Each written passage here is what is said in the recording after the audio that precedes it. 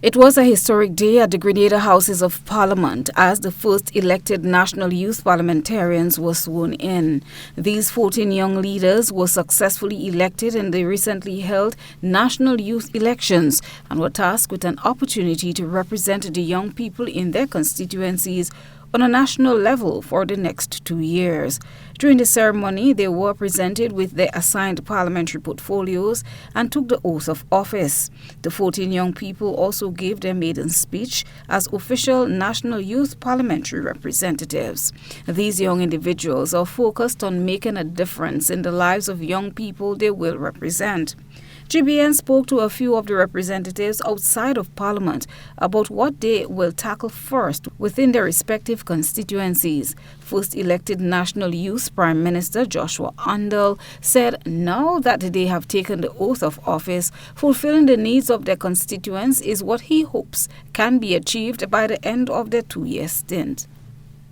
So for my team, the next thing would be for us to go through the process that the Ministry of Youth would have for us, which is to train us in capacity building, specifically pertaining to grant proposals and how to write specific grant proposals. So we'd be able to use the $5,000 that they would be allocating for us per year efficiently to the best way possible so that we'd be able to carry out and create the initiatives that we want to do to have, the most impact that we can possibly have.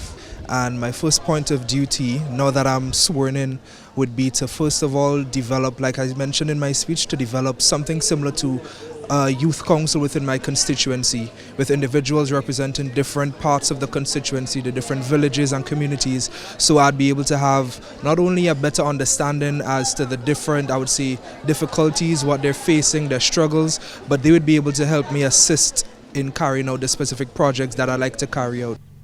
With a number of projects outlined in her maiden speech, Leader of the Opposition Amanda Japal George says she feels honored to be entrusted with such a responsibility and to be a voice for the voiceless. Well, my first initiative actually happened already. I held an independence quiz in St. Andrew Southeast, and St. Giles actually came first. And so what I'm looking to do now is more leadership training, entrepreneurship, business training. What I did within my constituency is I made a note of the things that each village requires, because every village is different. So my initiatives would be tailored to suit the villages that I would be going in. So my first initiative would be mental health initiatives, mental health workshops, leadership forums, and empowerment for youth.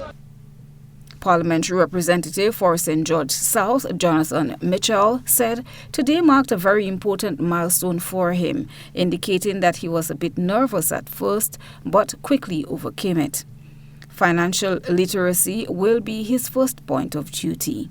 But the most important thing I would say is this marks important time in the youth development, Grenada's history in terms of having a youth election. And I'm looking forward to working along with my colleagues and working along with the Ministry of Youth and Sports and all the stakeholders so we can better the youth development within our country. The first thing I want to embark on is something small but effective. It's a financial seminar. So I have a guest speaker who is savvy in terms of the finance area, and she was living here and she moved abroad. So I want to have a seminar on that. I decided to have something like that first off because it's not too complicated to pull off as a first initiative, and we see the importance of financial literacy. Establishing a network of young people in every polling division is the strategy Akim Bradley Williams, the St. George Northeast constituency representative, intends to use in achieving his goal. Out of business, we want to start an initiative get towards promoting community, and those are going to take the form of videos. We want to do we call it St. George Northeast Community Builders Initiative. We want to promote small businesses who are taking the opportunity to create spaces for community still, because in spite of what's happening now, I still believe that these are the hubs that have still preserved some level of community development and places for interaction. We want to promote them, we want to incentivize them.